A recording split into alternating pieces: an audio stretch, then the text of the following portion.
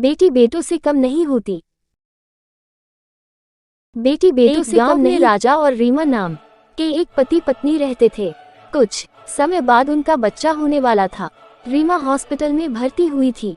Nurse ने राजा को आकर खुशखबरी दी कि आपके जुड़वा बच्चे हुए हैं। राजा ने कहा कि दो लड़के, लेकिन नर्स ने कहा कि एक लड़का एक लड़की।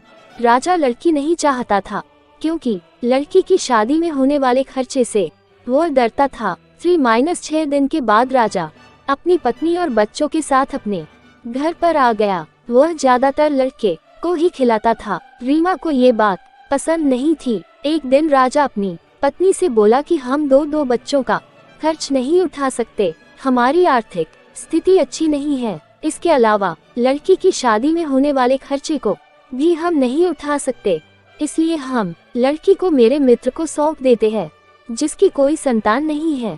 वह हमारी लड़की को हमसे भी अच्छे से पालेगा क्योंकि वह बहुत अमीर है। रीमा ने अपनी लड़की को देने से मना किया, लेकिन राजा के कहने पर दुखी मन से उसने अपनी लड़की को राजा को सौंप दिया। राजा ने लड़की को अपने मित्र की बीवी को सौंप दिया। बच्चा पाकर वह बहुत खुश हुए। इसके बाद समय बीतता गया। राजा अपने लड़के को अच्छे से पाल रहा था और उसकी हर इच्छा को पूरा करता था।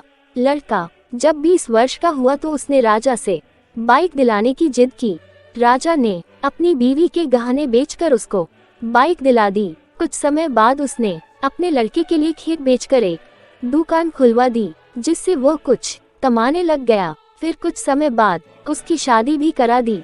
शादी के बाद राजा के लड़के का व्यवहार बदल गया। वो अपने पिता से बोला, आप मेरे ससुराल वालों को ताना मत मारा करो। रोज रोज वह किसी बात पर अपने माँ बाप से झगड़ा करता था। एक दिन उसने राजा और रीमा दोनों को उन्हीं के घर से निकाल दिया। बहुत समझाने पर भी वह नहीं माना।